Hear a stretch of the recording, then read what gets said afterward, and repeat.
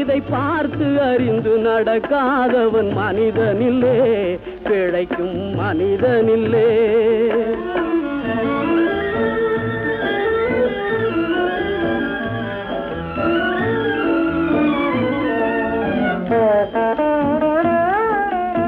ஆளையாளு புகழ்வதெல்லாம் பணத்துக்காகத்தான். பணம் அகன்று விட்டால் புகழ்ந்த கூட்டம் இகழும் உண்மைத்தான். ஏழ்மை நிலை வந்தால் நேசர் யாரும் இல்லை.